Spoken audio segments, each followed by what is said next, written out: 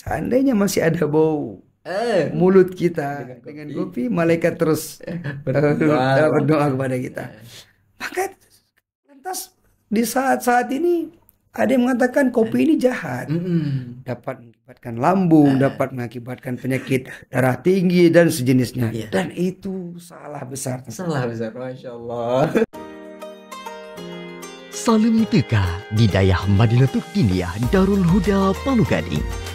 Berdiri pada tahun 1987, diinisiasi oleh masyarakat Dewantara, hadir dengan berbagai keunggulan.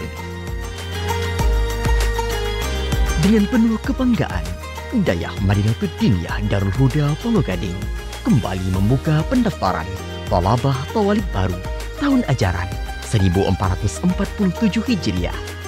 Untuk gelombang pertama, mulai 20 Syawal 1446 Hijriah atau 19 April 2025. Berikut syarat-syarat pendaftaran.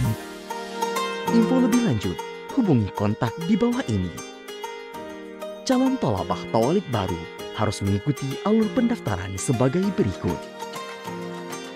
Jak Hairakan Tamuruno, sajan kamu di DMDH.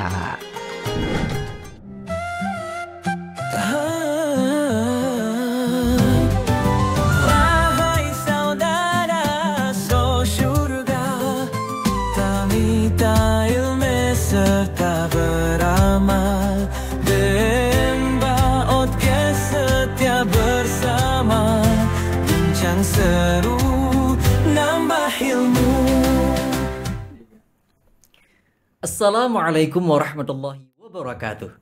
Ahlan ahibba DMDH TV dimanapun Anda berada, senang sekali saya Nur Zari hadir kembali menjumpai Anda dalam suatu program persembahan terbaik dari DMDH TV, yaitu DMDH Podcast Muhadatsah Ramadan, bincang seru nambah ilmu. Dan tentunya alhamdulillah pada kesempatan yang berbahagia ini kita masih berada dalam kondisi momen bulan suci Ramadan yang sejatinya per detiknya harus kita manfaatkan untuk melakukan amal-amal kebaikan, untuk mendapatkan ketakwaan dalam bulan suci Ramadan. Dan salah satunya yaitu menikmati dan menyaksikan perbincangan yang begitu luar biasa dalam kesempatan yang berbahagia ini, yaitu di Muhadatsah Ramadan, bincang seru nambah ilmu. Dan tentunya alhamdulillah pada kesempatan yang berbahagia ini kita akan mencoba membahas suatu isu yang begitu luar biasa, yang sejatinya isu ini sangat melekat dengan dunia pesantren, yaitu tentang yaitu tentang santri sehat dan santai, mitos dan fakta kesehatan di dayah ataupun pesantren. Dan tentunya sebagaimana kita ketahui bersama bahwa isu ini merupakan suatu isu yang berkaitan dengan lifestyle ataupun gaya hidup yang dijalani oleh santri. Bagaimanakah kehidupan mereka dan apa yang sejatinya harus kita berikan pencerahan kepada santri agar memang santri merupakan sosok yang dipersiapkan untuk menjadi penerus umat, penerus yang akan menyampaikan ilmu agama, namun mereka juga harus peduli pada kesehatan karena memang mereka memiliki tanggung jawab yang luar biasa untuk mengemban tugas yang mulia untuk menyebar ilmu agama. Dan tentunya alhamdulillah untuk membahas hal tersebut di studio kita telah hadir sosok yang begitu luar biasa yang sejatinya beliau telah melanglang buana dalam dunia kesehatan yang akan memberikan pencerahan kepada kita mengenai kesehatan di dunia dayah ataupun pesantren. Beliau adalah Dr. Rajab Saputra, yaitu seorang taktisi kesehatan sekaligus alumni dayah Ma'hadal Ulumud Diniyah Al-Islamiyah Masjid Raya Samalanga ataupun di Mesra. Langsung saya kita sapa beliau. Assalamualaikum dokter. Waalaikumsalam warahmatullahi wabarakatuh. Bagaimana kabar malam ini Ustaz? Alhamdulillah khair, baik. Masya Allah, luar biasa. Terima kasih Ustaz Dokter. Alhamdulillah telah memberikan kesempatan kepada kami untuk berhadir di studio kami. Baik, alhamdulillah. Dan tentunya kita juga berharap kepada seluruh ahibah DMDH TV dimanapun Anda berada, juga dalam kondisi sehat walafiat sehingga benar-benar bisa mengikuti acara kita pada kesempatan berbahagia ini, dikarenakan akan memberikan insight terbaik kepada kita apa yang sejatinya harus kita lakukan agar kita sebagai santri, kita sebagai thalabah benar-benar menjadi sosok generasi yang sehat dan tangguh untuk menerima tanggung jawab menebar agama Islam di masa yang akan datang. Dan luar biasanya guru, alhamdulillah perbincangan kita ini tentunya akan menjadi suatu perbincangan yang memicu atensi atau perhatian dari para thalabah. Mudah-mudahan. Iya, amin. Dan tentunya dikarenakan kan sejatinya kehidupan dayah merupakan kehidupan yang dipenuhi dengan dinamika yang dimana kita juga harus belajar tentang bagaimana mulai dari kedisiplinan dan tentunya masalah kesehatan. Begitu luar biasa. Namun sebelum kita membahas lebih jauh itu, mungkin ini para hebat juga istilahnya mungkin penasaran siapa sih sosok dokter sebenarnya, mungkin bisa dijelaskan bagaimanakah perjalanan dokter sebagai santri sebelum akhirnya menjadi seorang tenaga medis ataupun praktisi kesehatan. Silakan Ustaz. Ya, baik, terima kasih sebelumnya buat Tengku, guru-guru di sini, terutama buat DMDH TV.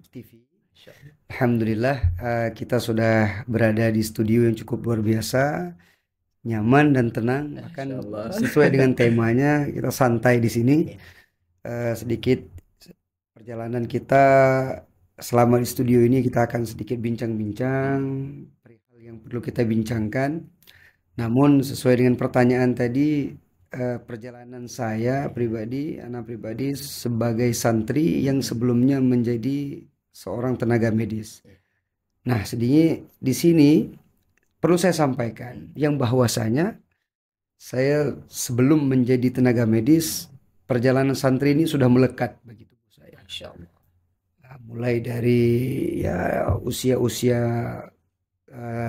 di bawah 10 tahun kita seperti biasa adat istiadat di Aceh ini kental dengan anak-anaknya, pergi mengaji secara berjamaah bersama-sama dengan lenting kita yang masih hau-hau lah ibaratnya. Namun setelah itu perjalanan kita juga sempat pergi menuntut ilmu yang dari satu balai ke balai, bahkan salah satu guru karismatik yang mungkin masyhur di kalangan kita di wilayah khususnya Belang Pulau itu Tunku Haji Muhammad Kari, Allahumma yarham. Kita juga sempat pernah mengaji di situ, menimba ilmu pengetahuan agama baik itu secara Quran maupun kitab. Namun selanjutnya kita menempuh juga ada sempat ke Lok Sukun di Batik 1 dan ada guru privat juga dari Tanuh Merah itu ada Tengku Husin juga kita di rumah, alhamdulillah. Bahkan tidak terfikirkan sedikit pun untuk melangkah lebih jauh di luar daripada rel yang sudah ada kita yang cintai ini, yaitu mahabbah kita terhadap ingin menuntut ilmu agama dan agama. Bahkan yang klasiknya di sini Tengku, yang boleh saya sedikit ceritakan, saya ini tidak menghiraukan akan ijazah saya sebelumnya. Walaupun saya sekolahnya sekolah dasar, terus mix ke MTSN Lok Semawe, selanjutnya mix lagi ke sekolah ya ibaratnya non agama lah ke SMA 1 Negeri Lok Semawe. Di situ saya tempuh jalur sekolah yang di luar daripada ya ibaratnya bukan terpadu lah ataupun bukan madrasah yang monoton kepada agama Islam. Namun banyak hal yang kita pelajari di situ secara kepemimpinan, secara wawasan, cara kita berpikir, bertemu dengan masyarakat luas. Bahkan sempat dipercayakan sebagai ketua MPK pada saat itu, bahkan di MTS kita juga sempat dipercayakan sebagai ketua OSISnya, alhamdulillah. Namun entah kenapa beralih ke tenaga medis. Namun saya pada saat itu memang izin orang tua itu sekolahlah dulu gitu kan, karena mungkin alhamdulillah orang tua punya rezeki untuk menyekolahkan ke tenaga medis. Namun di 1 tahun itu saya tidak menggubris permintaan itu, arti kata biarlah saya menuntut ilmu agama, karena rasa-rasanya menuntut ilmu agama ini manfaatnya dapat 2 dunia dunia yang kita jalani dan insya Allah dunia yang akan kita jalani di akhirat nanti pastinya. Singkat ceritanya ya saya berangkat ke Mudi Musra dengan teman-teman, alhamdulillah walaupun cuma beberapa saat saya di sana.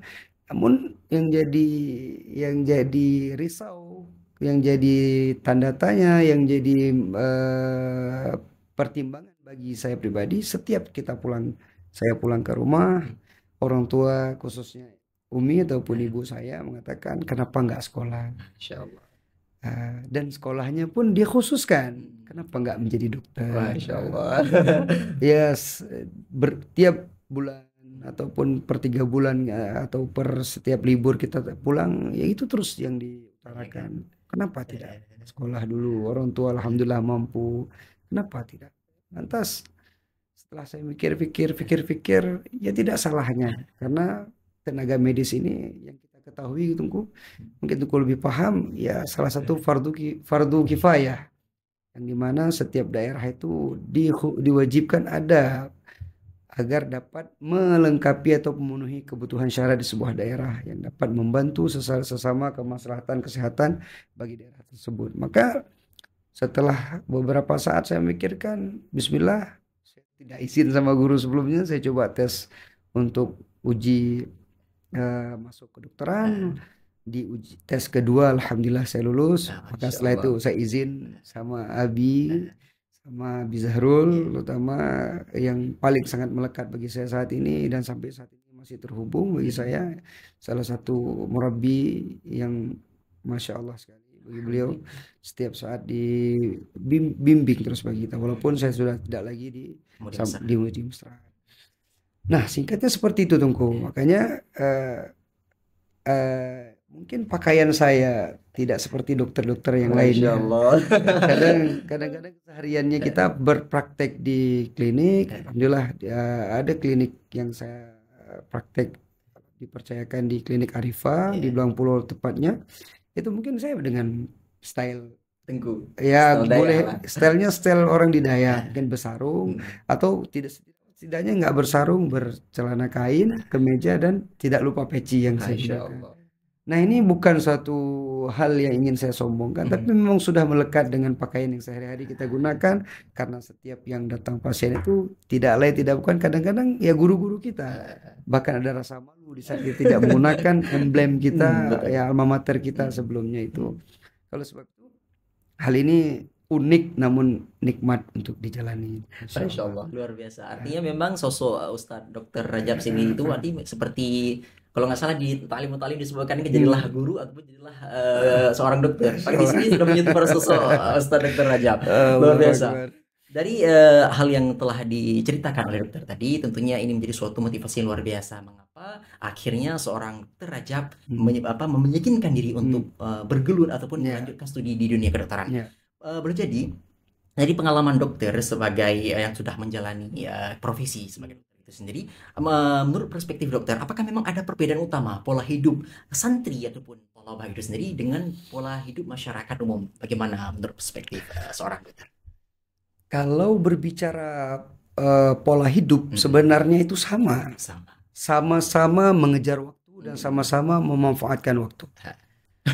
Kita di dunia medis mungkin terdengar ataupun tercapture di dunia luar itu dokter itu sombong. Masya Allah. Sombong. Kenapa?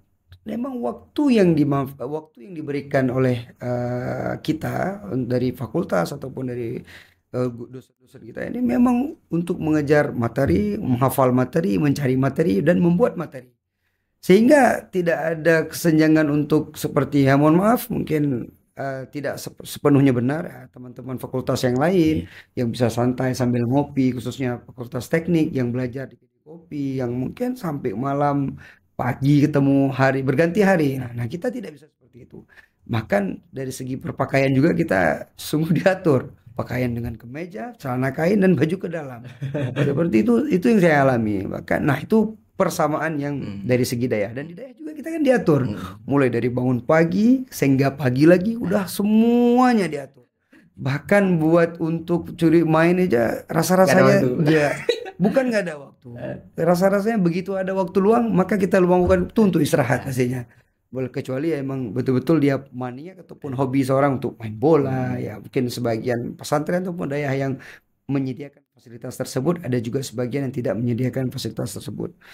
Maka yang saya maksud persamaan itu adalah di waktu. Pemanfaatan waktu yang sama-sama kita manfaatkan tidak terlepas daripada kesempatan yang kita ada untuk menuntut ilmu. Kalau kita kaitkan dalam hal kesehatan, nah, ada perbedaan ya Ustaz? Kalau yang perbedaannya adalah sangat besar. Perbedaan dari segi kesehatan ini sama-sama kita tahu bahwasanya kehidupan di pesantren daya tepatnya, khususnya kita tidak berbicara di luar Aceh, khususnya di Aceh, sama-sama kita ketahui rasa-rasanya tidak ada daya yang sempurna. Nah, apa maksud tidak ada yang sempurna? Karena memang notabene di Aceh, daya-daya di Aceh ini memang terbangun dari ketiadaan, dari serba kekurangan boleh dikatakan memang mulai dari nol. Yang mungkin pimpinan dayahnya bismillah dengan ikhlas hatinya, dengan doa guru-gurunya, dengan sokongan daripada jamaah dan serta masyarakat setempat, bangun bilik berbilik, ya kan, dengan bangun dengan balai berbalai yang mungkin sambil bangun diterpa angin badai segala macam. Nah, yang di sini dunia kesehatannya terjelas tampak berbeda adalah yang pertama sekali dari pola tidur kita. dari pola tidur kita. Yang di Dayah itu belajarnya mungkin sampai jam 12 malam. Bahkan setelah jam 12 malam ada waktu lagi. untuk mulang. Ada mutalaah lagi. Mutalaah lagi. Mungkin sampai jam 2. Nah jam 2 tertidur, 4:30 kita udah bangun untuk ini. Bayangkan bagaimana tubuh ini merasa tidak adil rasa-rasanya. Sedangkan kita di kampus, selama-lamanya kita proses belajar mengajar itu adalah di sore hari. Malam itu extend. Itu kita sendiri yang mencari ya sambil santai. Sedangkan di Dayah tidak ada cerita sambil santai. Sambil santai kena berdiri. Sambil santai kena support kita. Ibaratnya seperti itu. Ya memang klasiknya seperti itu dulu. Mungkin sekarang udah lebih soft ya. Nah, kesehatan yang kita dapatkan di sini adalah yang menjadi tanda tanya semua orang mungkin. Bagaimanakah kesehatan para santri di Dayah? Yang tidurnya tidak mencukupi, yang sama-sama kita ketahui Allah membagi 8 waktu, 8 jam untuk istirahat, 8 jam untuk bekerja, dan 8 jam untuk ya makan minum ya, atau beristirahat, kita belajar, sama untuk makan minum dan lain sebagainya, aktivitas lain sebagainya.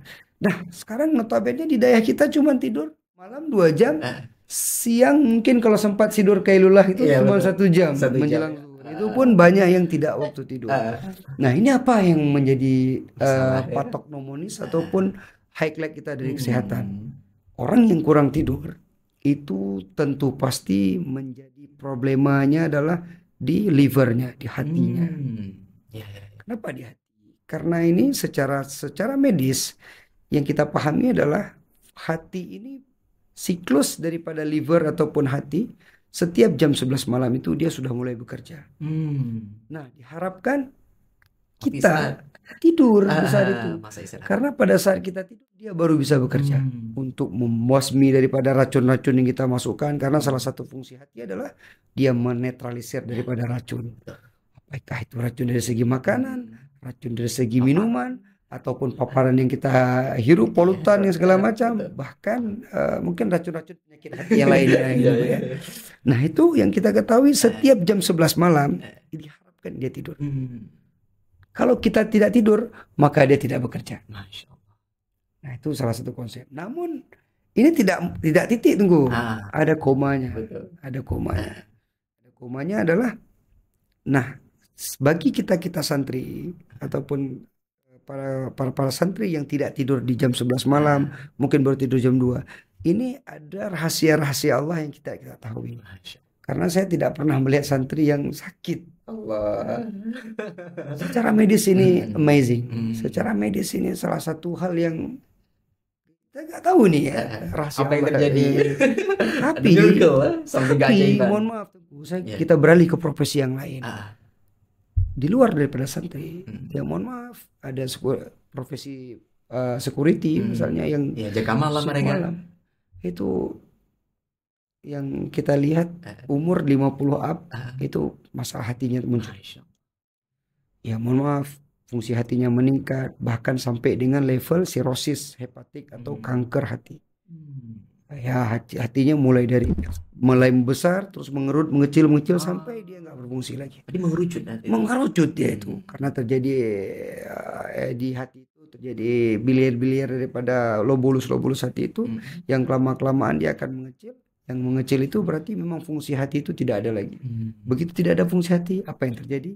Kita akan menguning, kita akan merasa kesakitan, kita akan merasa mual muntah dan ya seterusnya. Hingga Allah mengambil ataupun ajal menjemput nyawa. Masya Allah, benar, luar biasa. Artinya dari yang telah Ustaz Dokter sampaikan tadi juga menyinggung bahwa begadang ataupun tidak tidur malam itu merupakan jadi salah satu kebiasaan santri di masa ini. Manusia yang muncul daripada tetap orang-orang kalau di Aceh itu boleh hentat jaga malam untuk kena penyakit kuning.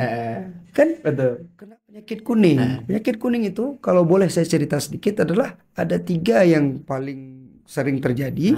Boleh pertama itu yang paling terjadi itu ada hepatitis. Hepar itu bagian daripada liver, itis itu infeksi. Hepatitis berarti disebut infeksi daripada liver ataupun hati kita. Nah, ada yang tipe A, tipe C, tipe B dan tipe C. Nah, yang paling sering kena kalangan daripada orang yang bergadang itu adalah tipe A. Nah, Tipe A ini dia self-limiting disease, dia 14 hari bisa sembuh sendiri. Oh. Namun gejala yang muncul, hati kita membesar. Masya Di saat kita melakukan pemeriksaan fisik secara Hmm. palpasi, secara perabaan, Allah. maka akan teraba yang normalnya tidak teraba. Oh, seperti itu. Dan- Ini menonjol mungkin.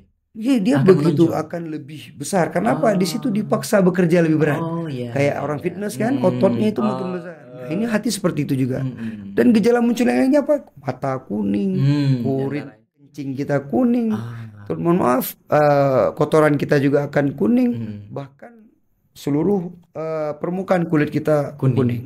Nah, Masya itu Allah. yang paling sering terjadi. Dan itu ada 3 yang mudah-mudahan yang paling ringan itu A. Dan yang paling berat itu C. Bahkan yang paling tidak ada obatnya secara dia tidak akan, setelah seseorang itu dilabel dengan B, hepatitis B, maka selamanya dia akan terhindar penyakit hepatitis B walau dia dalam kondisi sehat. Dan itu sangat menular. Menarik, luar biasa. Artinya dari yang dokter sampaikan tadi juga bahwa menunjukkan bahwa begadang merupakan tindakan yang bisa menghasilkan atau membuat berisiko bagi tubuh kita Berisiko, untuk sangat terjadinya berisiko. sakit liver ataupun hepatitis tadi. Ya, Dan tentunya ini sekarang mungkin juga seperti apa stigma atau pemikiran yang berlaku Nah. di kalangan santri ataupun Benar. pemabah Ustaz Dokter. Itu begadang sering dianggap menjadi istilahnya kesungguhan daripada menuntut ilmu. Lantas apakah itu memang benar? Artinya ketika kita bergadang walaupun kita menyinggung itu akan ada efek sampingnya dan sebagainya. Apakah memang betul ketika kita memang melakukan tindakan begadang tersebut menunjukkan kesungguhan daripada belajar, dan juga mungkin apakah memang dari sisi kesehatan, apakah memang ketika kita belajar di waktu malam, di larut malam tersebut berpengaruh kepada otak kita atau seperti apa? ya. Singkatnya seperti ini, Tunggu. Ada korelasi yang kita lihat secara di lapangan ataupun di kondisi sosial kita ataupun di kondisi lapangan yang ya di daerah ataupun di tempat-tempat yang lain. Di saat santri itu memanfaatkan ataupun menggunakan waktu malamnya untuk belajar, maka di situ ada campur tangan ilahi ataupun kuasa ilahi yang membuat rasa-rasa sakit itu Gak ada. gak ada. Allah. Tapi jika dimanfaatkan untuk waktu yang non bermanfaat ataupun tidak belajar, bergadang di warung kopi, nonton bola, boleh Tengku lihat cepat atau lambat dia akan merasakan yang sakit. Nah, di sini menjadi tanda tanya kita bahwasanya Allah itu sangat sayang kepada kita, khususnya para santri yang tidak dibiarkan Allah itu kita itu merasakan sakit, yang dimana sakit ini pada dasarnya pada kondisi normalnya dia akan merasakan yang namanya sakit kuning. Contohnya apa? Contohnya orang-orang yang bergadang tapi tiada manfaatnya. Seperti kata Roma Irama kan? Begadang. Jadi inilah menjadi salah satu keajaiban ya boleh kita katakan. Salah satu keajaiban yang Allah berikan, tampakkan secara terang benderang bagi kita. Jangan khawatir kalau bergadang itu dimanfaatkan untuk menuntut ilmu. Ada Allah yang menjaga tubuh kita selama di dalam rules yang ditentukan. Arti kata sesuai dengan aturan yang ditentukan. Yang menentukan aturan itulah salah satu pimpinan kita, guru-guru kita. Karena di saat sudah diperintahkan oleh guru, diperintahkan oleh pimpinan, ya insya Allah di situ ada sebuah keberkahan yang sama-sama kita ketahui keberkahan itu nyata atau tidak nyata kita akan merasakannya. Ya tidak di saat itu, tapi setelah itu. Masa depan. Ya.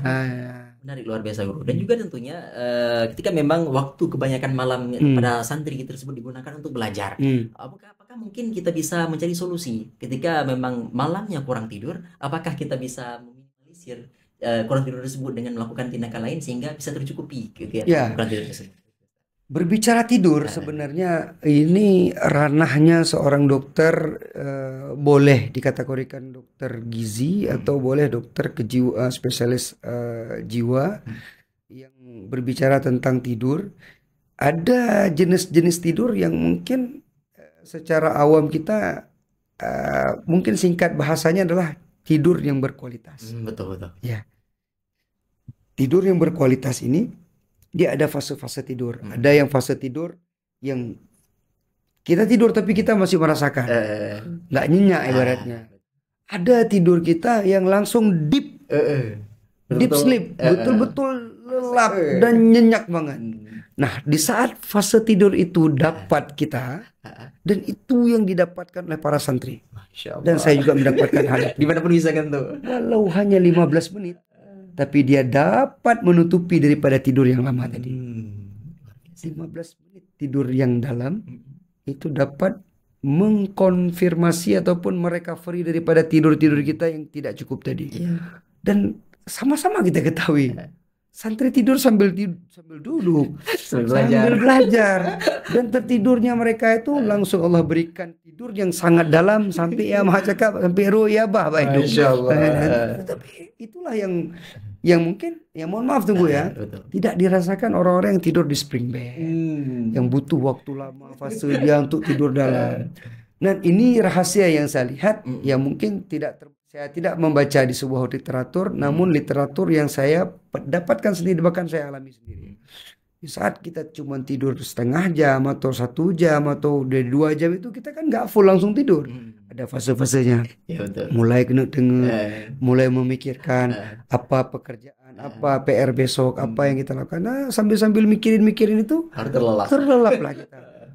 Alhasil mungkin terlelapnya setengah jam, 1 jam. Namun setengah jam, 1 jam ini yang kita tidur, yang deep sleep itu insya Allah dapat menutupi yang 8 jam yang Allah bagi tadi. Makanya rata-rata santri ini tidak kekurangan rasa tidur, yang mana kekurangan ini secara kuantiti ya. Tapi kualitas enggak. Kualitasnya tidak. Masya Allah. Kalau seandainya kualitasnya iya, sama-sama kita ketahui, nggak lama paling diopnam, nggak lama paling pulang, pengalaman paling langsung tumbang.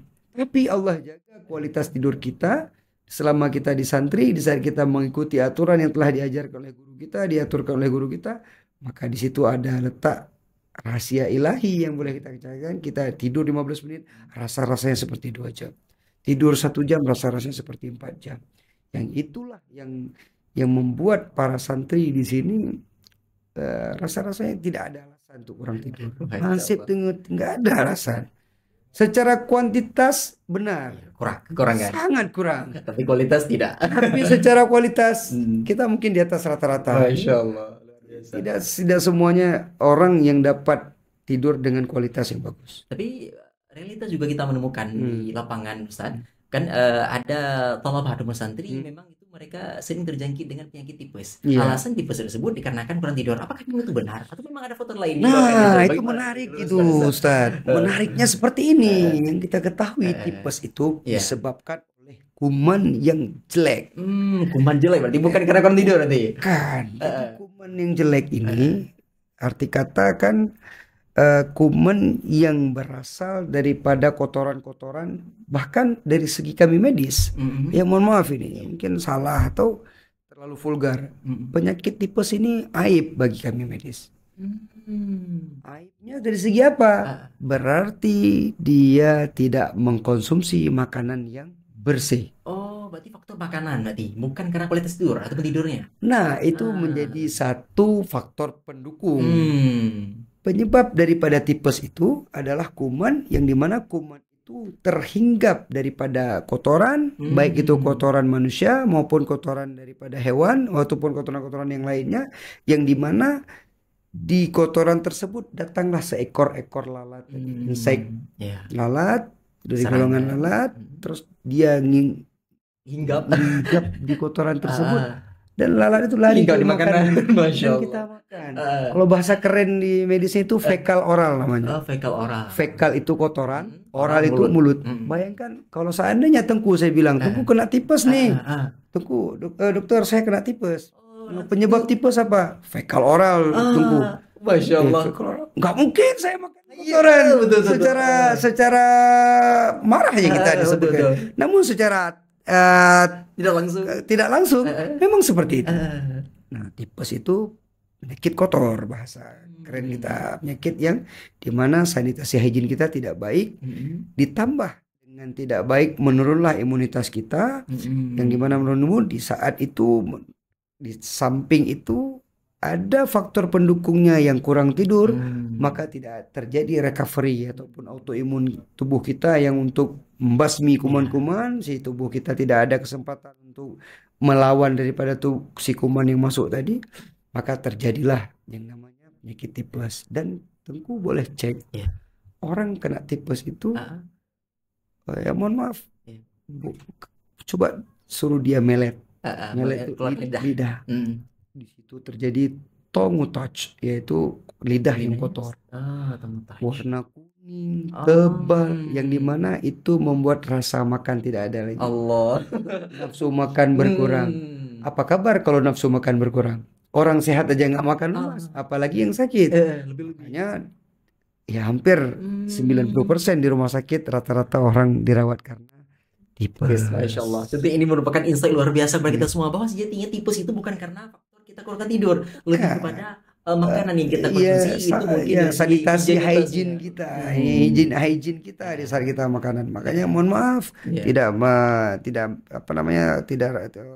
mengurangi rasa hormat orang-orang pedagang di pinggir jalan. Maka kita himbau kepada mereka, tidak salah berdagang di pinggir jalan, namun yang salah cara penyajiannya mereka.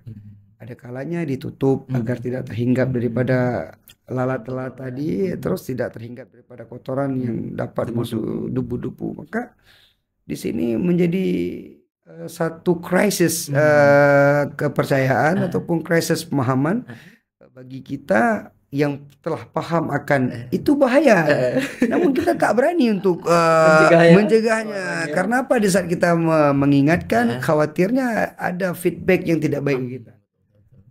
Kita cuman ini jalan cari rezeki, jangan atur banyak kok yang beli dan bla bla segala macam. Ya mohon maaf ini jika memang satu hal yang tidak patut kita sebutkan, namun ini terjadi dan sangat banyak di kalangan.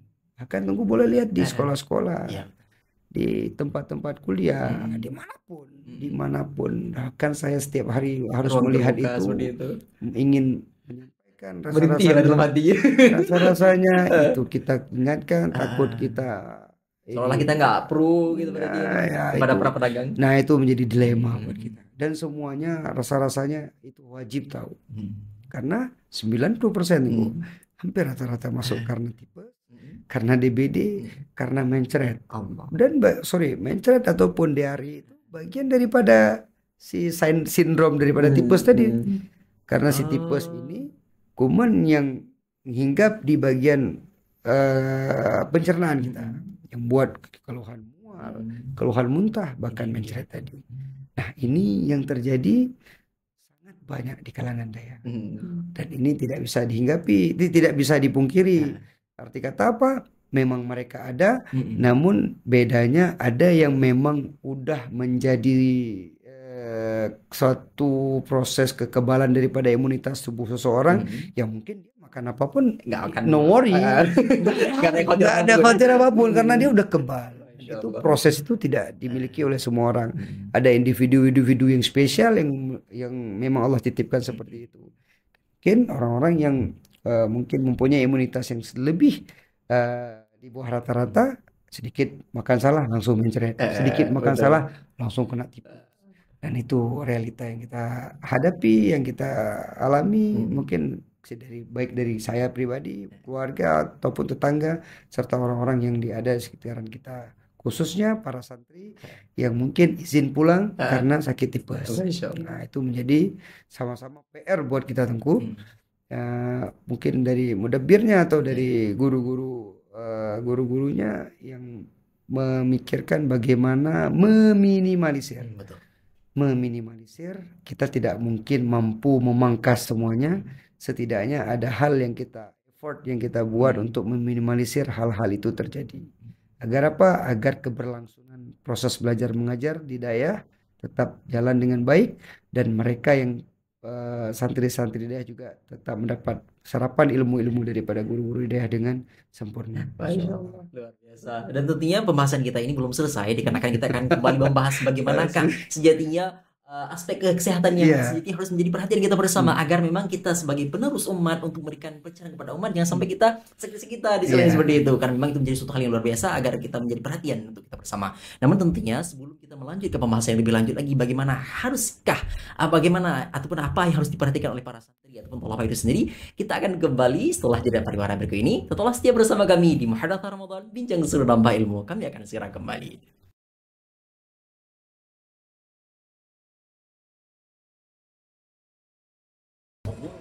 Kata siapa punya emas itu mahal? Di toko emas intan Krungguku cukup 100.000 rupiah, kamu sudah bisa punya emas tanpa drama. Nggak ribet, nggak riba, pastinya berkah. Dikelola oleh seorang santri, jadi insya Allah aman dan terpercaya. Mau emas dengan hati tenang? Langsung aja ke Jalan Ramai Gede Krungguku, samping Bank Aceh Syariah. Toko emas intan Krungguku, emasnya berkah, prosesnya mudah.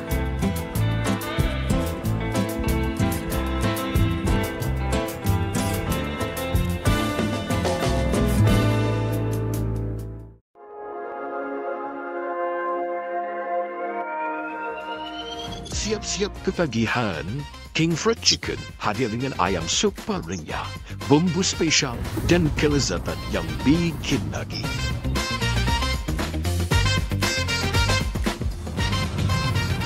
Crispy, juicy, pedasnya lagi. Harga pas, rasa kelas juara. Yuk cobain sekarang. King Fried Chicken, Raja Ayam Goreng, Raja Rasa.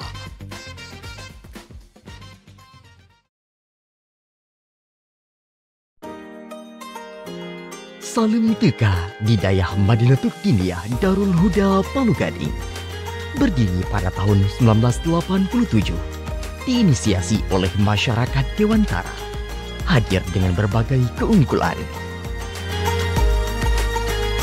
Dengan penuh kebanggaan, Dayah Madinatul Kiniyah Darul Huda Palu Gading kembali membuka pendaftaran thalabah tawalib baru tahun ajaran 1447 Hijriah. Untuk gelombang pertama, mulai 20 Syawal 1446 Hijriah atau 19 April 2025. Berikut syarat-syarat pendaftaran. Info lebih lanjut, hubungi kontak di bawah ini. Calon thalabah tawalib baru harus mengikuti alur pendaftaran sebagai berikut. Jak Hairakan Tamuruno, sejan kamu di DMDH. Multicore Creative, solusi pasti, kualitas tinggi, selalu steady. Live produksi, semua beres, percaya. Siapkan acara spektakulermu bersama Multicore Kreatif. Dari live streaming, backdrop, pentas, videotron, hingga lighting yang memukau, semua kami tangani dengan profesional. Percayakan eventmu kepada ahlinya. Multicore Kreatif, solusi event tanpa batas. Multicore Creative, bikin event makin aktif.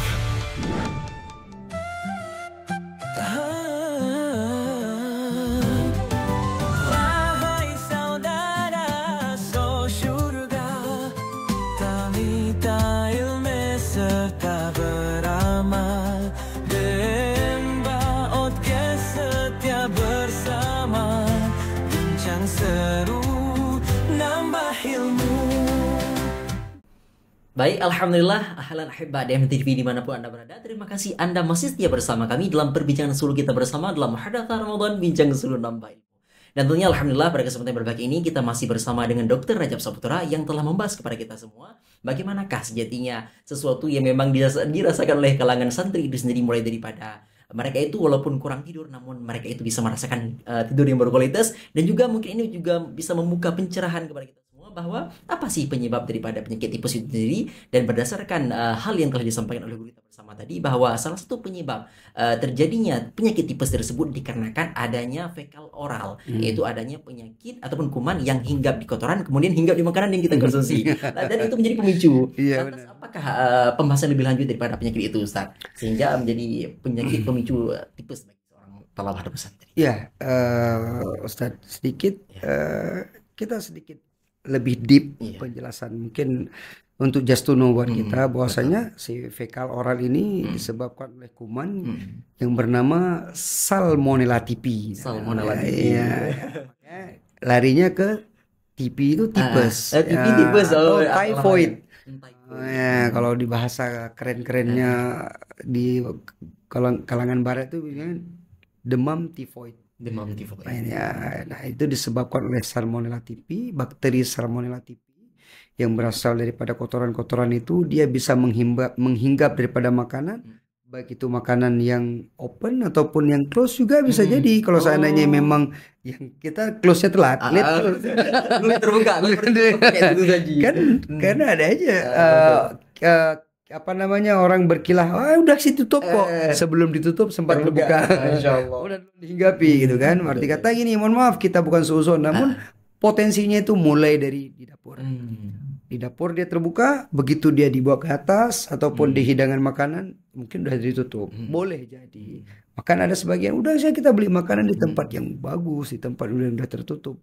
Ya, tetap tipes. Nah, itu boleh jadi ada case ataupun ada masalah di penyajiannya di sebelumnya. Dan itu juga dapat terkontaminasi lewat minuman dan yang lainnya pastinya.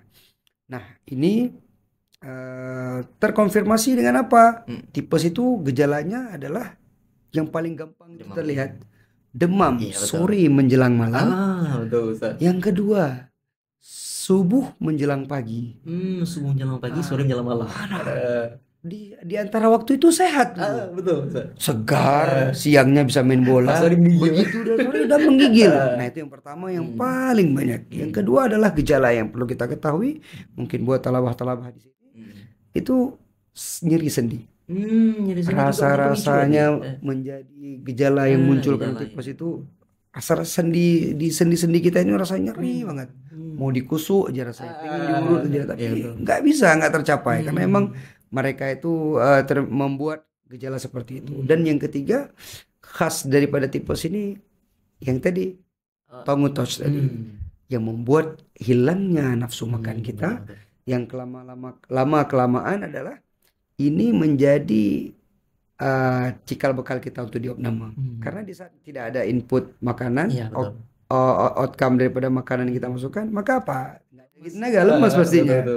Nah, cara antisipasinya adalah salah satunya adalah saya teringat waktu di pesantren dulu atau dulu ke senior ataupun guru-guru di atas tingkat kita itu selalu mengatakan di saat mandi itu jangan hanya sikat gigi, sekali lidah jadi sikat sebelum makan apa. Betul. Saya teringat, waduh, hikmahnya ternyata luar biasa. Yang saya ketahui, mohon koreksi tunggu kalau salah. Yang kita ketahui manfaat daripada kita sikat lidah itu otot-otot perut kita. Bahkan kalau bahasa Acehnya itu bilang beten perut. Otot-otot perut kita itu menjadi tegang, tertarik lagi. Dan semua sisa makanan ataupun sisa kotoran, sisa dahak, sisa air liur kita yang nyangkut lendir di kerongkongan kita ikut keluar juga, dan dipastikan tidak ada makanan yang keluar karena kita belum mengisi makanan, dan itu dilakukan pada pagi hari sebelum mengisi apapun. Nah, hikmahnya apa?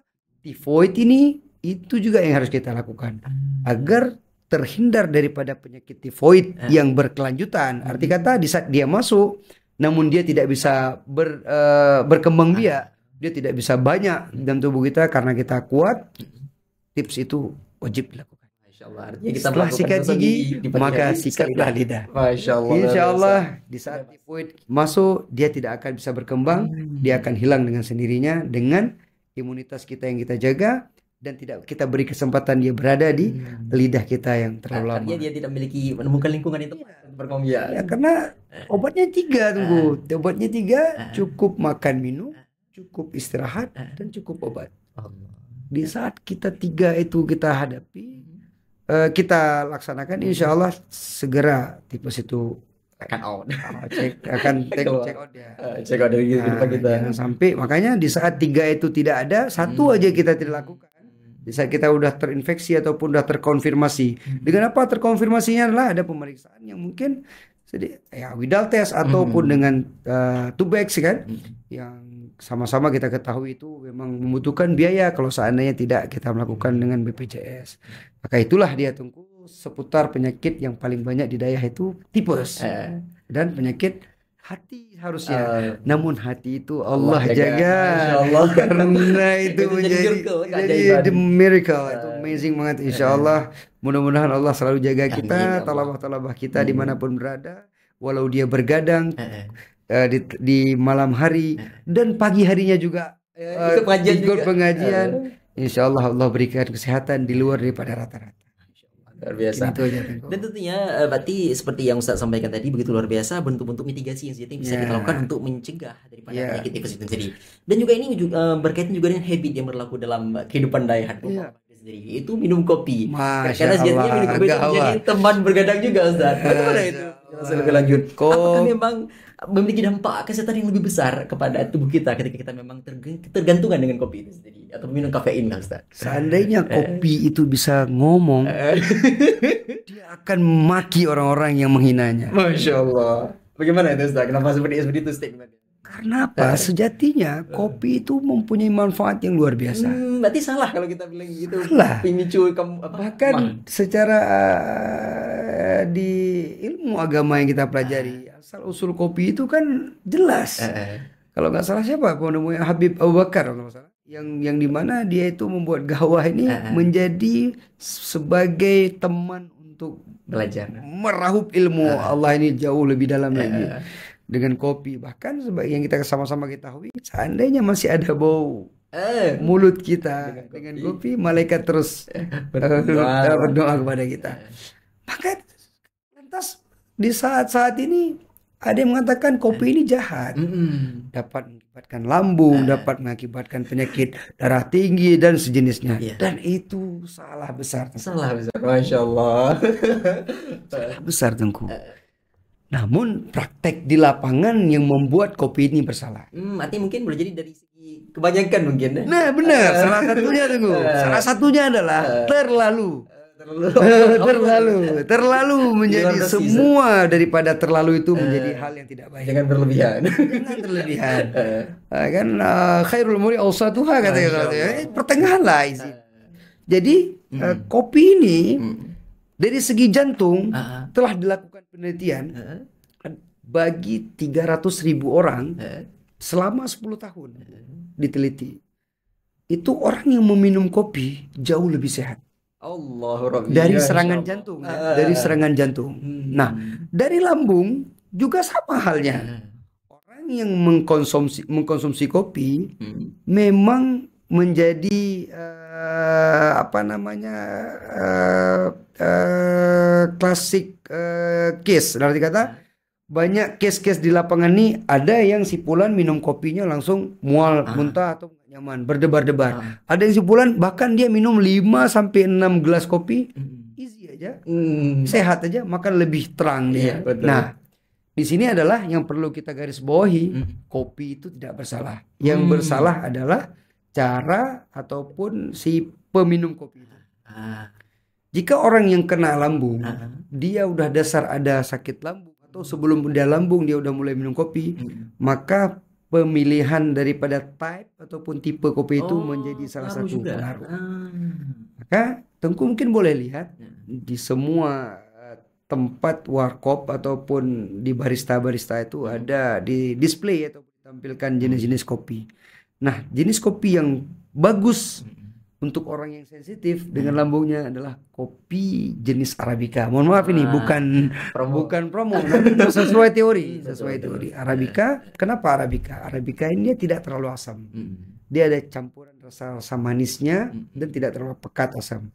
Dan kopi yang menjadi masalah adalah kopi pada saat disangrai, disangrai itu terlalu lama sehingga membuat kontur ataupun warna daripada kopi itu menjadi gelap dan itu terdapat asam yang tinggi yang membawa kepada tidak nyamannya mah kita.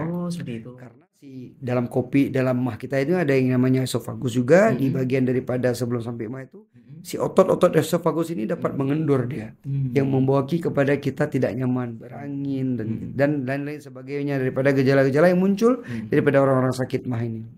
Nah, lantas dibilang seperti itu, kopinya salah. Ya salah.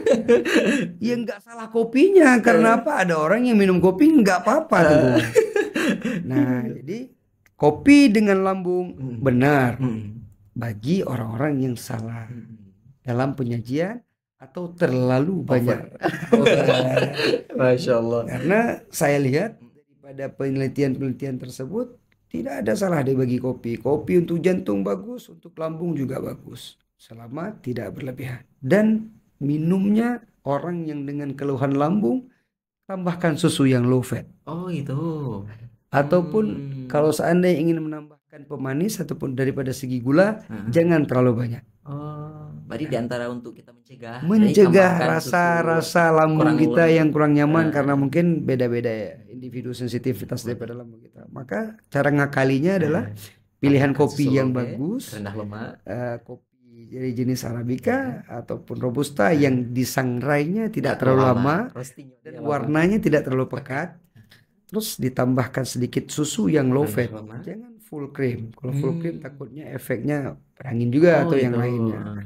Nah, secara teori yang low fat, maka dia itu jauh lebih nyaman.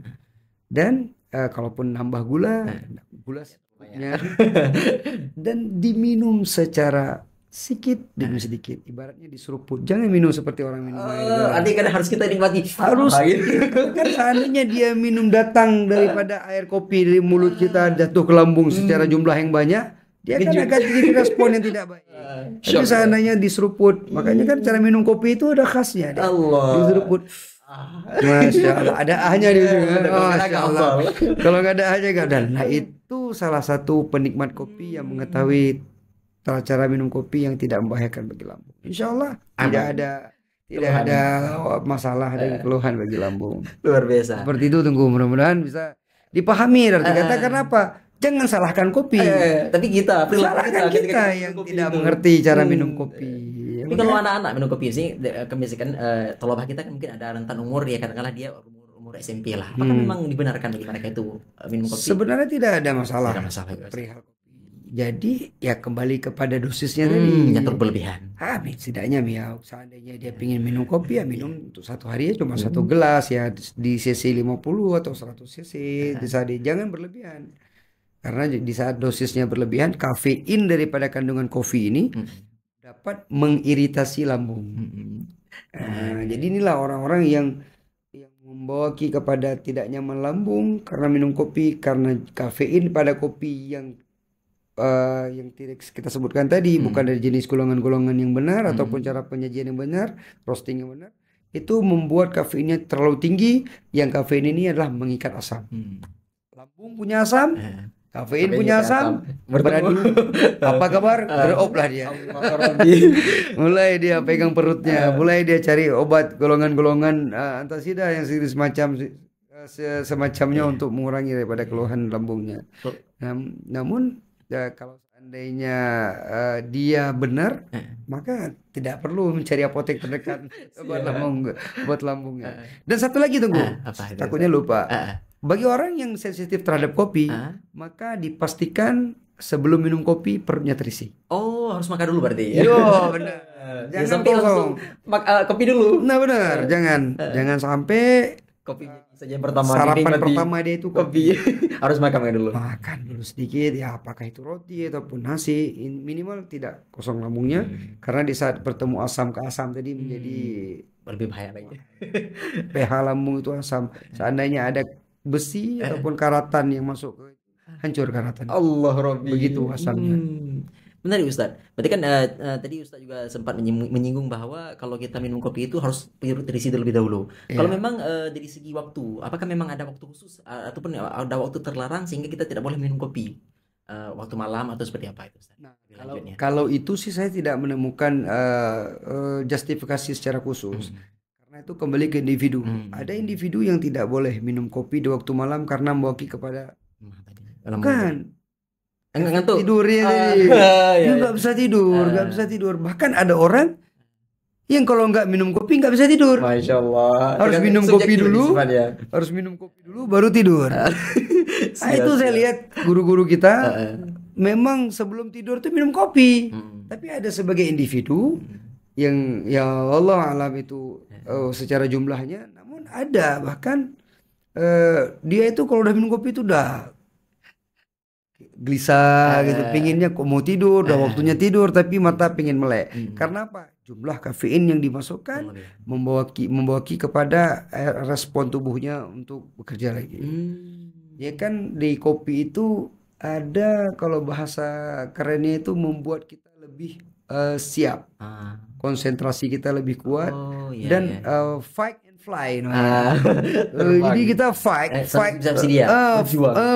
itu kita siap untuk bertempur, menghadapi semua aktivitas kita, dan ngefly. Kalau on lah. Fly, arti kata fly itu kita lebih tenang, konsentrasi kita ada, tapi kita lebih tenang.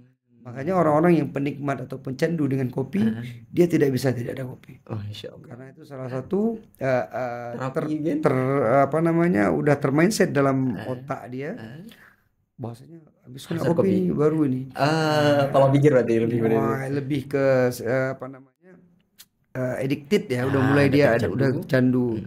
Jadi dia udah terprogram. Kayaknya orang terprogram di daya itu bangun tidur sekian segala macam, itu daripada pola-pola yang udah dimantapkan sehingga terbiasa. Itu seperti kata-kata Westword daripada Arab itu kan ya. Iza takarrara karra.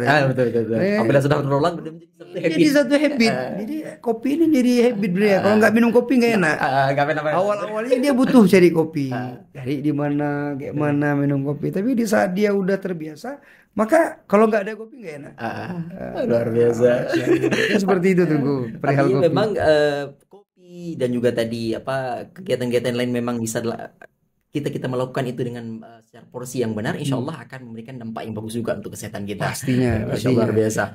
Dan tentunya Ustaz Dokter, ada habit atau kebiasaan lain yang mungkin sering juga dilakukan oleh kalangan talabah atau santri itu, mungkin makan mie instan ataupun kekurangan minum air putih gitu.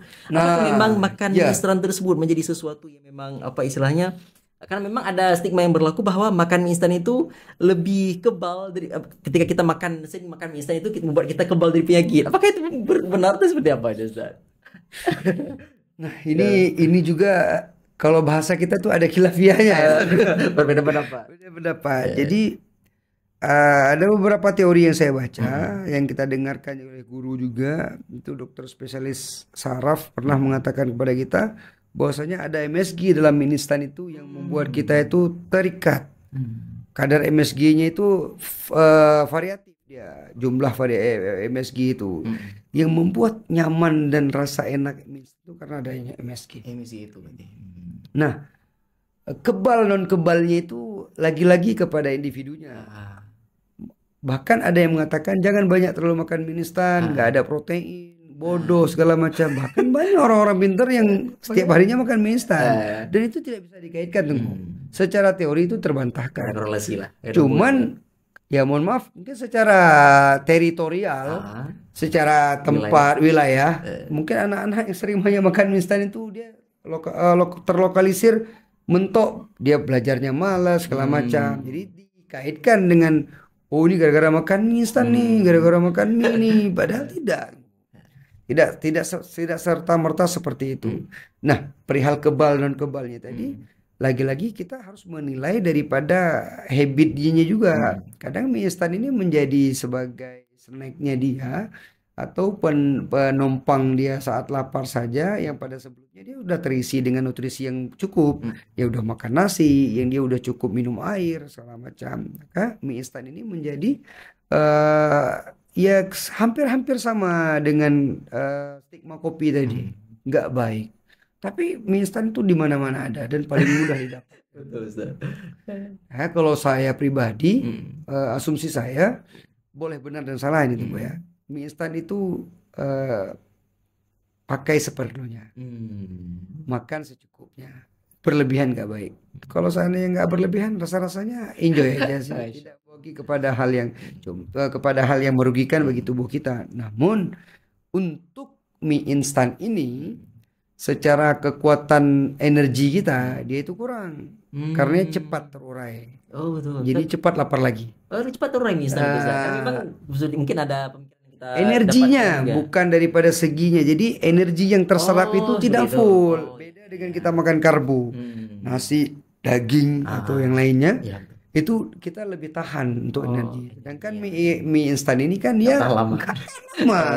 Dia boleh jadi 2 jam kemudian setelah dia makan dia udah mulai ada rasa lapar lagi. Karena udah terurai, udah terserap semua, udah habis, udah jadi kotoran lah ibaratnya. Nah, mungkin seperti itu Tungku untuk mie instan. Kita jangan salah kaprah, jangan terlalu banyak, secukupnya saja juga. Kembali kepada masing-masing individu. Karena untuk pastinya kita tidak bisa kita pastikan karena masing-masing individu itu beda. Ada yang mohon maaf Tungku pernah dengar ada orang yang nggak bisa makan nasi. Ada. Dia Kayak makannya orang- Indomie, Oh, makannya iya, betul. Indomie terus. Tapi sehat, lebih sehat daripada orang yang makan nasi. Allah. Saya punya teman dan saudara seperti itu. Gak pernah makan nasi berarti. Nggak Harus pernah makan makan- mie instan. Mie instan terus. Dia seperti fobia makan nasi. Oh. Dia makannya mie instan, namun alhamdulillah terobati di usia dia dewasa. Dari awal dia nggak makan nasi, dia makan mie instan. Tapi dia sehat, dia kuat, dia smart, dia punya IQ bagus, dia bahkan diterima di tempat pekerjaan ataupun sekolah yang di luar rata-rata lah. Jadi terbantahkan orang banyak makan mie instan itu bodoh. Terbantahkan. Wabil khusus bagi santri kan tidak menutupi, tidak ada satu penelitian orang yang makan mie instan dia dapat ranking sekian, nggak makan mie instan dapat ranking tidak. Artinya memang walaupun ada pengecualian-pengecualian itu, Ada tapi pengecualian. jadinya kita harus memang main aman lah. Jangan Nah, pernah ya. secukupnya. Tetap pada prinsip jangan berlebihan. Di saat mie instan itu menjadi penolong kita, ya nggak ada lain nasi lama, mie instan paling cepat itu menjadi penolong kita. Ya silakan, asal jangan berlebihan dan jangan terlalu sering. Masya Allah. Benar juga Guru, berkaitan tentang minum air putih. Mungkin kita kan ketika berlangsungnya pengajian, kita kan meminimalisir untuk minum air putih supaya nggak sering Kencing. ke kamar mandi lah. Iya, benar. Apa memang itu menjadi suatu hal yang dibenarkan atau seperti apa itu Ustaz? Ini sangat penting. Berbicara air mineral atau air putih itu adalah paling penting bagi tubuh kita. Kenapa seperti itu? Hampir secara normalnya orang sebelum terkena penyakit yang membatasi dengan air putih itu, air putih ini menjadi penopang utama kita. Karena secara 70% tubuh kita itu Air. air. Di saat air kurang kita lemas. Di saat makanan kurang kita mungkin masih bisa survive, bertahan. Nah, air putih adalah menjadi hal yang harus diperhatikan untuk keberlangsungan hidup kita. Dan air putih yang Tengku maksud tadi, orang di santri di Daya nggak banyak minum takut kencing. Pas Itu- belajar gitu. Nah, secara teori itu, secara fisiologi dalam bahasa medisnya itu disebut dia kencing ini setelah masuk ke dalam rongga mulut kita, masuk ke dalam kiri kanan ginjal kita, terus ditampung di namanya kandung kemih, ya, atau bahasa medisnya vesika urinaria, atau bahasa kita apa ya, bahasa kita kandung iya, mungkin itulah. Dia itu ada markernya, ada level. Kapasitas yang ditampung itu mudah-mudahan tidak salah ingat saya itu sekitar 2,5 liter atau 2 liter sampai 2,5 liter. Itu kapasitas kandung kemih itu untuk menampung urin atau air. Itu full tank. Oh, full tank. Oh. Dan hampir nggak mungkin ada itu. Dan di 500 cc, di level 500 cc, berarti satu ini lah mungkin ya. Ini 600 ya. Ya kurang salah. Di 500 cc itu udah ada alarm. Oh. Indikasinya itu seperti apa Ustaz? Alarmnya? Alarmnya udah ada rasa pengen kencing, tapi gitu. kita masih bisa tahan. Jadi Allah ciptakan saraf daripada terhadap kepekaan kita untuk kencing itu di level kandung kemih yang udah terisi air ataupun terisi cairan di 500 cc, di atas 500 cc itu udah mulai deh si kandung kemih ini ngomong ke otak, bilang sama pemiliknya nih suruh kencing. Kencing nih. Sekali, ibaratnya peringatan sekali. Tapi terisi lagi. Masih boleh. Karena apa? Kapasitas tadi kalau nggak salah saya 2.000 sampai 2.500. 2 liter setengah. Iya betul. Namun ada orang yang dimana sedikit minum kencing sebentar-bentar. Nah, itu juga harus kita perhatikan. Karena apa? Salah satu penyakit diabetes. Faktor itu juga berarti. Karena keseringan kencing. Diabetes yang kita ketahui Tengku ada 3 gejala. Polifagi, poliuri, polidipsi. Apa itu? Keren dia. Poli yang kita ingin bahas ini adalah poliuri. Ya kan? Yeah. Poliuri yang kebanyakan kencing. Wabil khusus di waktu malam. Melebihi daripada 3 kali kencingnya, walaupun minumnya nggak banyak, itu kita perhatikan. Itu menjadi alarm kita. Mungkin boleh jadi kita lagi di fase gulanya meningkat. Masya Allah. Nah, jadi kebutuhan air ini paling perlu. Dan dia itu dikategorikan secara individu itu per aktivitas. Kalau kita aktivitas berat itu 3 sampai 4 liter. Tapi kalau kita ringan mungkin 2 liter cukup. Kita pekerja keras ya, mungkin lagi ada gotong royong, lagi ada ke sawah, kalau kita di Daya ada bangun balai ataupun bilik selama asrama, ya mungkin kita 3 sampai 4 liter. Di saat itu kurang, maka ada satu hal yang kita korbankan, yaitu ginjal kita. Apakah memang ketika kita kekurangan daripada minum cairan, disebut dengan dehidrasi, apakah memang ada gejala atau ciri-ciri dehidrasi itu? Sangat muncul gejala dehidrasi itu. Yang paling nampak dehidrasi itu adalah kita lemas. Pasti itu. Dehidrasi itu karena apa? Karena di setiap lapisan tubuh kita ini butuh cairan. Dan orang yang dehidrasi, yang paling mudah terlihat itu pada anak-anak. Mungkin dewasa dia bisa menutupi, bisa sok-sok kuat, bisa mengakali dengan cara yang lainnya. Tapi pada anak-anak lihat saja dia mulai cekung. Pada bayi mulai cekung. Cekung itu maksudnya? Cekung, matanya cekung. Matanya mulai cekung. Terus kulit-kulitnya itu keriput. Udah nggak lagi elastis. Udah berkurang. Terus udah mulai terasa dingin. Itu menjadi indikasi dehidrasi. Dan banyak secara teori dehidrasi itu. Nah, pada orang-orang dewasa ini keluhan yang paling ini adalah lemas tadi. Saat dia kurang air putih dia lemas. Lemas itu banyak hal. Boleh jadi dia lemas, boleh jadi dia pusing, gak enak badan, atau gergesan. Kayak rasa-rasa lagi kena demam, panas dalam. Itu alarm tubuh kita untuk ngisi air. Jadi indikasi dehidrasi juga. Benar, luar biasa. Tadi perbincangan kita menekankan bahwa sejatinya kehidupan di daerah itu dengan berbagai kompleksitas terjadi, kita harus benar-benar bisa mengatur pola makan, bagaimana kita menjaga kesehatan, dan juga tentunya minum air yang cukup. Wah, itu harus. Begitu juga bisa disampaikan Ustaz, apakah memang ada tips khusus nih bagi kita kalangan dayah agar kita bisa menyesuaikan kehidupan kita, menyesuaikan pola makan kita dengan ritme kehidupan di pesantren? Apa langkah pertama yang mungkin bisa dapat dilakukan? Secara garis besarnya, secara umumnya kita di dayah itu udah tentu pasti serba kekurangan makan, arti kata waktu makan kita nggak luas, kurang istirahat, luar daripada yang ditentukan di luar dayah. Maka tips untuk bagi para santri dan santriwati, thalabah penuntut ilmu di dayah kita, yang paling penting adalah gunakan waktu semaksimal mungkin. Arti kata gunakan waktu pada tempatnya. Di saat kita ada waktu makan, maka makanlah. Jangan mencuri-curi waktu ataupun melambat-lambatkan waktu. Di saat di daerah kita sudah mengatur jam makan jam berapa, jam tidur jam berapa, jam istirahat jam berapa, jam ngaji, jam mulang, jam free time. Ada jam free time kita. Dan itu diisi sesuai dengan porsinya. Secara garis besar. Nah, secara tipsnya mulai kepada individu, makanlah makanan yang aman bagi tubuh kita.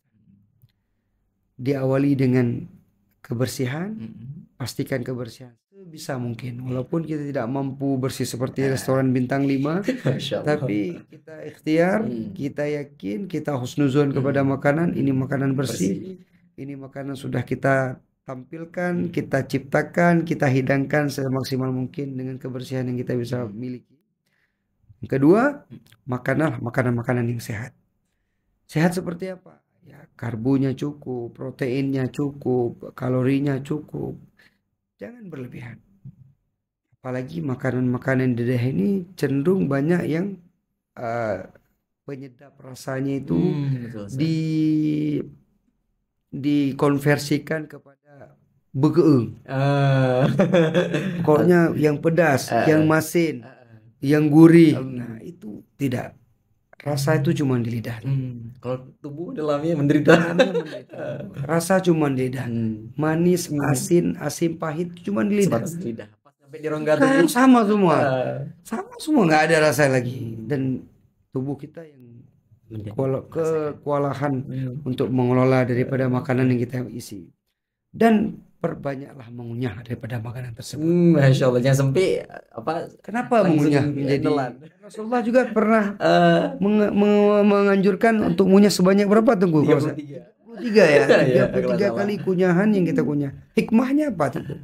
Di saat makanan itu terdapat daripada rasa yang pedas, rasa yang sungguh berlemak, rasa yang asin, asam dan lain semacamnya, duluan dihancurkan oleh mulut kita. Di mulut kita ini bermacam fungsi rasa, dia keluar.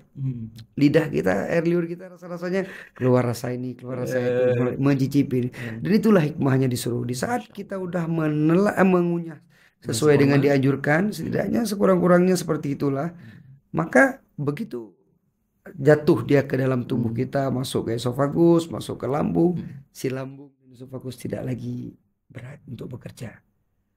Kalau dari segi tempat, Ustaz, antara dapur dengan tempat sanitasi itu seperti apa? Memang harus ada jarak tersendiri. Itu dalam artian juga untuk bisa memaksimalkan agar sampai makanan mereka itu tidak terkonfirmasi tidak terkontaminasi lah. Nah, perihal itu sebenarnya kalau kita berbicara open the books atau open the peraturan, memang sudah diaturkan. Untuk mohon maaf, septic tank dengan jarak makanan itu sekian puluh meter.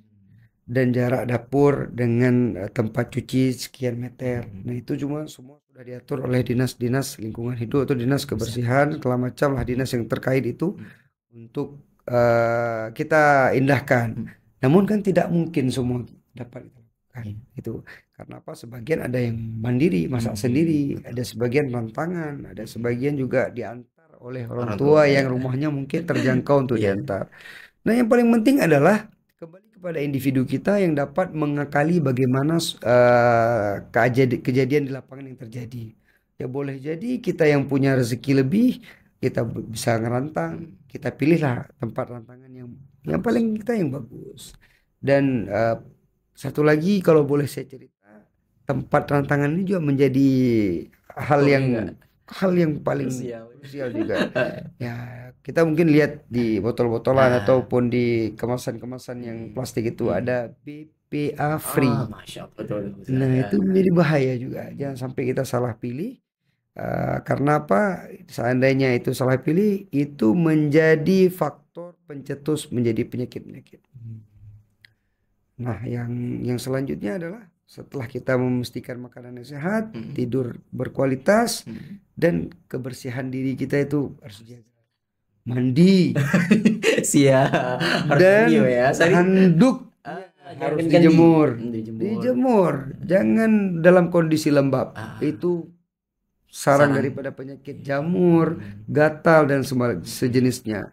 Dan salah satu penyakit yang paling banyak itu karena anduk itu adalah gatal. Yang gatal itu gak sah. Kalau nggak gatal di pesantren, Masya Allah, istilahnya pejame katanya, harus ada pejame. Itu penyakit-penyakit yang banyak datang kunjungan kepada kita lah penyakit skabies. Disebabkan oleh penyakit ataupun bakteri ataupun si kutu ataupun si kuman tadi, Sarcoptes skabii. Nama kumannya. Jadi secara penyakitnya disebut dengan skabies. Nah, itu penyakitnya cuman satu obatnya. Apa itu? Dia secara medis dia harus menggunakan salep yang terisi kandungan permetrin. Atau kalau merek dagangnya banyak disebutkan dengan merek-merek dagang Skabimid dan segala macam. Nah, itu harus benar juga kita ngobatin. Nah, itu sempat kewalahan kita Karena apa? Nah ini menjadi Menular ya Ustaz ya. garis bawah. Ini penyakit paling banyak menular, walaupun sebagian ma'had ataupun dayah ataupun tempat-tempat pesantren ini mengabaikan karena itu menjadi hal yang biasa. Kalau udah kena satu, dipastikan yang lainnya juga dipastikan. Betul, Ustaz. Karena dia itu circle-nya itu satu kesatuan. Bahkan secara teori barang-barang yang dia pakai, anduk, baju itu harus direndam dengan air panas Untuk membunuh untuk kuman-kuman itu. membunuh kuman. Karena itu bisa terbang. Dia itu Oh. bisa terbang. Nah, itu yang paling banyak. Itu paling banyak. Bahkan saya juga pernah melihat langsung secara live karena kita punya sempat ngunduh ya, itu paling banyak. Dan ngerinya itu yang buat kita, yang salah satunya kualitas tidur kita hilang. Insya Allah. Karena dia malam hari. Betul. Sampai berdarah. Betul Ustaz. Sampai berdarah. Satu lagi Ustaz, penyakit mata. Mungkin itu juga menjadi pengaruh juga. Mungkin mata sampai merah kalau kita sujud itu hampir jatuh mungkin mata itu. Seperti apa itu Ustaz? Penyakit apa disebutnya? Kalau penyakit mata ini, dia itu kalau mata yang kita ketahui adalah faktor daripada penggunaan mata yang berlebihan. Oh itu. Kalau Karena faktor air dia Ustaz. air, ya kalau air itu beda. Kalau air yang disebabkan karena benda luar, arti kata terpapar dengan debu ataupun air, itu kembali kepada infeksi yang disebut dengan konjungtivitis ataupun ya penyakit karena virus atau bakteri yang macam yang menyebabkan mata merah, Pertama belekan, betul. berair, dan nggak bisa kita buka dan malu kita. Nah itu faktornya sebenarnya enggak secara umum, enggak semuanya kena. Kenapa? Memang ya kembali kepada hygiene tadi, dia mohon maaf habis pegang sesuatu, ngucek mata, atau dia mengusap ataupun basuh muka yang terkena mata dengan air yang terinfeksi, terkandung dengan bakteri yang tidak bersih. Nah, namun yang saya ingin sampaikan perihal mata adalah penyakit mata yang mata lelah, atau bahasa medisnya disebut astenopia. Jadi mata lelah karena terlalu lama melihat kitab. Mungkin kalau untuk Dewan Guru udah ada gadget yang blue screen, lihat dengan layar, astenopia ini. Maka salah satu istirahat mata adalah melihat yang hijau-hijau. Insya Allah. Hijau-hijau yang jauh-jauh, maka istirahatkan per 2 jam sekali, jangan terlalu lama. Maka di saat itu kita porsir, disinilah kesalahan-kesalahan kita yang buat mata kita itu menjadi minus bahkan sampai plus. Ini juga ada kaitannya dengan pencahayaan. Jadi pencahayaan kita di daerah kan cenderung lebih kurang. Jadi pada saat mula dengan cahaya seadanya, kita memaksakan si lensa kita ini, pupil kita ini yang dia membesar dan mengecil untuk terus melihat daripada teks kitab itu, yang lama-kelamaan dia akan lelah. Ya, terjadilah miopia itu rabun jauh sampai menjadi hal-hal yang lainnya yang tidak kita inginkan. Kayak tips dan triknya itu salah satunya adalah pastikan pencahayaan kita cukup dalam saat kita open kitab, dan istirahatkan mata sekurang-kurangnya 2 jam sekali, lihatlah yang hijau-hijau dan yang jauh. Dan kalau seandainya memang lelah, maka istirahatkan mata dengan istirahat tidur atau kompres dengan air dingin, letakkan di mata kita agar mata kita istirahat. Kalau dari Ustaz sendiri, apakah memang ada obat herbal yang bisa membuat kita tetap imun kita terjaga lah selama di mondok? Herbal yang paling kita tahu adalah sama-sama yang disampaikan oleh Rasulullah, yang terutama ada di madu, yang kedua di habatus sauda. Yaitu bismillah dengan konsumsi rutin itu insya Allah menjadi segala macam penyakit penawarnya habatus sauda. Kecuali mati kita tahu. kan penyakit yang bisa diobati segala macam penyakit di habatus sauda kecuali penyakit maut atau mati. Yang kedua konsumsi madu. Kalau bagi saya sih, kalau memang dia berkecukupan, maka siapkan habatus sauda atau siapkan 1 sendok madu yang original. Setiap paginya dia 1 sendok madu konsumsi dan minum air putih yang cukup. Insya Allah harinya lebih good day lah. lebih fresh dia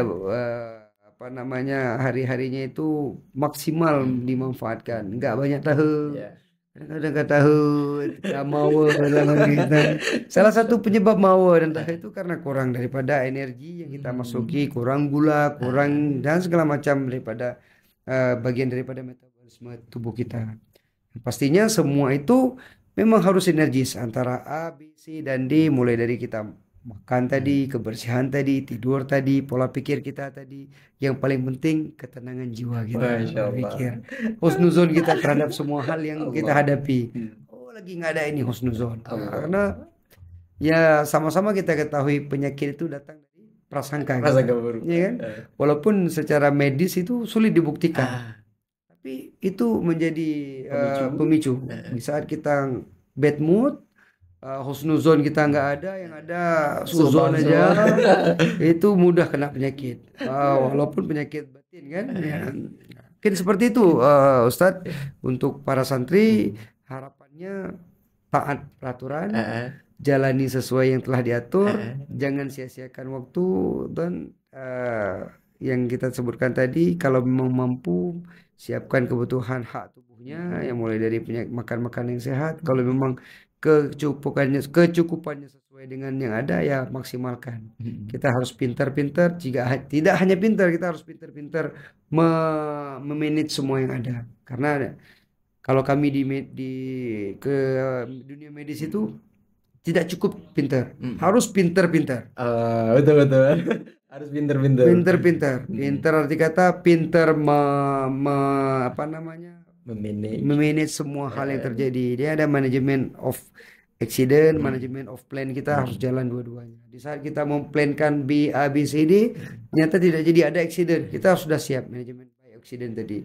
Sehingga semuanya akan let it flow, kita akan jalani seperti biasanya. Semua akan pasti berlalu. Secara agama semua pasti berlalu. Allah. Tinggal kitanya ini melalui akan hal itu dengan yang diridai atau non diridai Allah, dengan yang sesuai anjuran atau yang tidak dianjurkan. Itu aja sebenarnya. Apalagi kita santri mendapatkan doa-doa daripada seluruh malaikat, doa orang tua, doa guru, serta ridha Allah pastinya. Insya Allah hidup akan lebih indah, walaupun tidak terlihat indah pada saat indah dengan kesukupan, dengan mawanya, dengan serba kekurangan kita.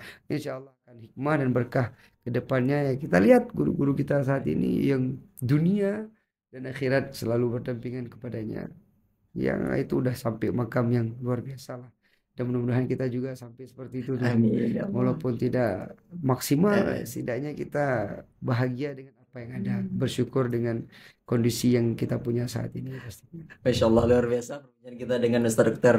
Rajab Saputra yang telah menjelaskan kepada kita bagaimana sejatinya kehidupan thalabah tersebut harus sejatinya memperhatikan dari segi kesehatannya, dari segi makanannya, dan tentunya segala sesuatu tersebut harus menjadi mendukung kita untuk melakukan ibadah dan belajar, dan luar biasa guru. Nah, ini sedikit lagi tuh. Karena kan kita mau closing statement. Ada dua hal yang ingin saya sampaikan. Yang terjadi di daerah ini, orang-orang yang banyak mencuri waktu itu pet subuh. Tidur setelah subuh. Secara medis di situ penyumbang penyakit terbesar. Pet subuh. Jadi, kalau aktivitas setelah full sepanjang malam kan memang harus diambil waktu istirahat. Tidak dibenarkan. Bahkan kan kita lihat di Ramadan ini juga. Betul, Ustaz. Di Ramadan ini malah ada sebuah pendapat yang kita baca di story-story saat ini, termasuk daripada story guru kita, yang mengatakan bahwasanya lebih baik kita beristirahat di malam hari agar dapat beribadah setelah subuh atau sebelum subuh hingga setelah subuh. Nah itu betternya, lebih baiknya kita tidur di malam hari ketimbang harus tidur setelah subuh. Nah, itu yang pertama. Nah, untuk para santri dan thalabah, tidur setelah subuh ini ada 5 penyakit yang muncul. Khususnya untuk para pria itu bisa mudah terjangkit kanker prostat. Karena di situ keluarnya hormon testosteron, yang mana testosteron ini apabila kita tidur di situ dia akan membuat si kanker prostat ini cepat. Dan bagi yang santriwati, seandainya dia tidur setelah subuh, dia ini mudah terkena penyakit kanker payudara. Dan bagi orang yang tidur setelah subuh, mudah juga terkena penyakit gula. Karena terjadinya resistensi daripada insulin yang mengakibatkan dia itu terkena penyakit gula. Dan juga orang yang tidur setelah subuh secara medis setelah diteliti, orang ini akan jauh lebih gelisah. Nggak semangat. Karena apa? Karena sebelum itu orang yang tidur setelah subuh ini ada satu hormon, saya lupa nama hormonnya, yang dimana hormon ini salah satu untuk pendukung ingatan kita. Dia itu tidak keluar kalau kita tidur. Tidur pagi hari. Tapi seandainya kita tidak tidur, maka hormon itu keluar. Dan hormon itu akan menjadi pemicu kita agar ingatan kita jauh lebih kuat. Masya Allah. Makanya hafalan setelah subuh kan lebih cepat. Betul Ustaz. Itu kita saksikan dan kita alami. Dan selanjutnya, tidur setelah subuh itu dapat menyebabkan rasa gelisah tadi. Mood swing kalau bahasa kerennya. Mood swing, betul. Kita nggak nyaman. Kenapa? Kenapa, Tengku? Kenapa? Pada saat tidur setelah subuh itu ada hormon yang namanya endorfin. Hormon endorfin.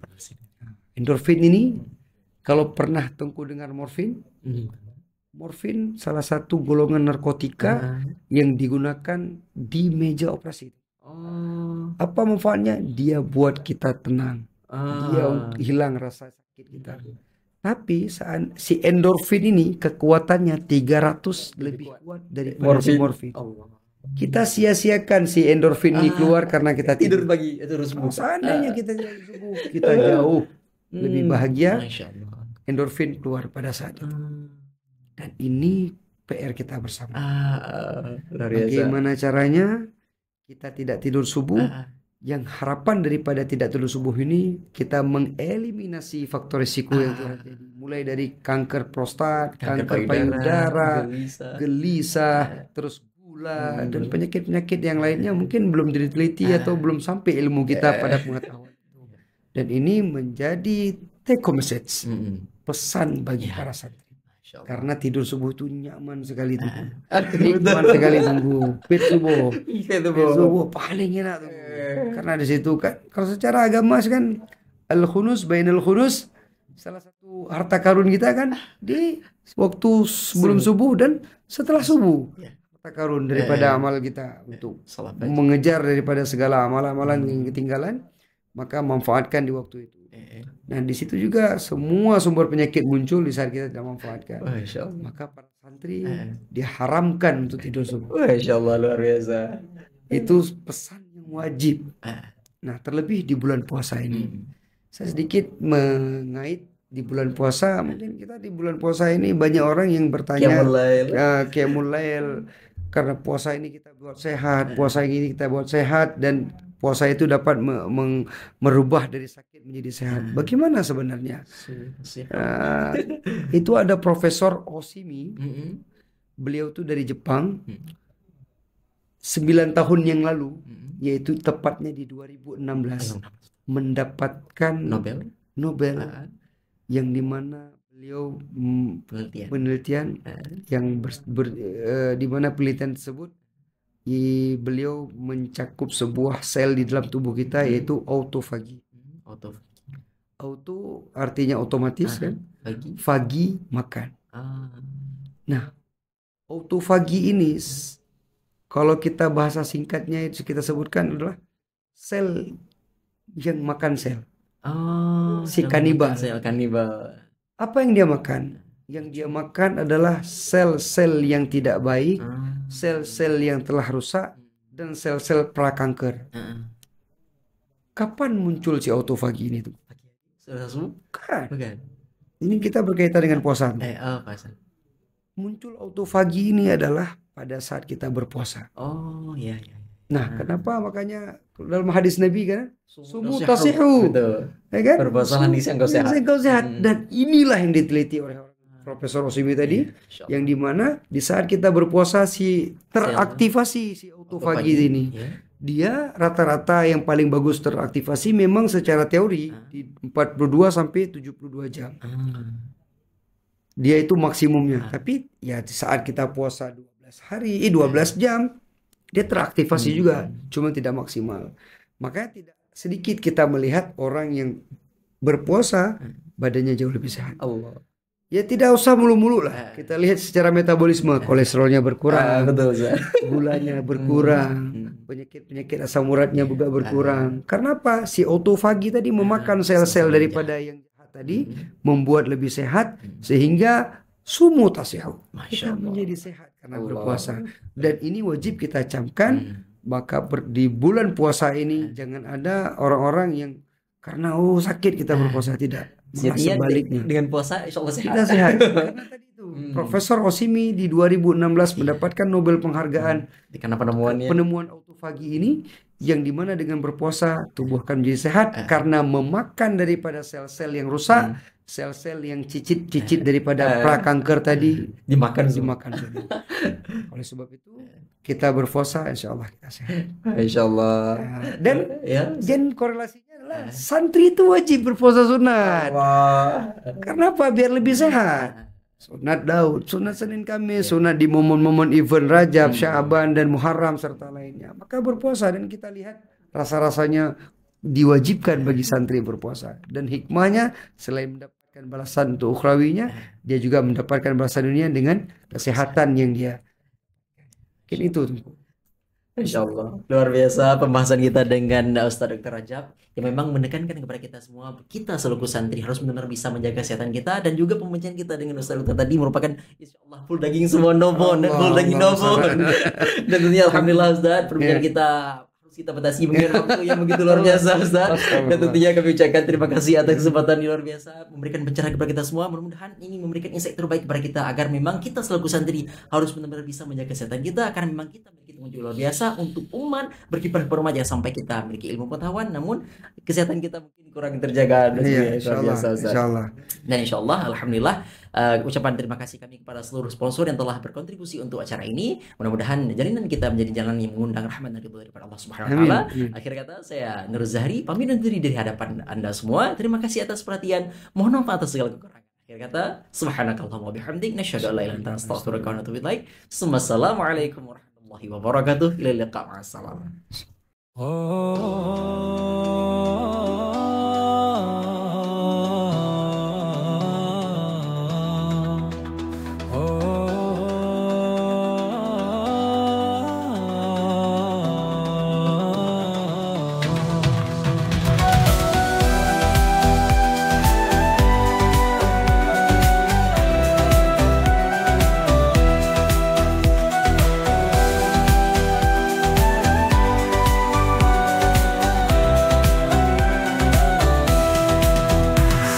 Ramadan tiba, hati pun berbunga, waktunya berbagi ilmu dan cerita. DMDH Podcast, yuk kita dengarkan, muhadatsah seru, penuh keberkahan.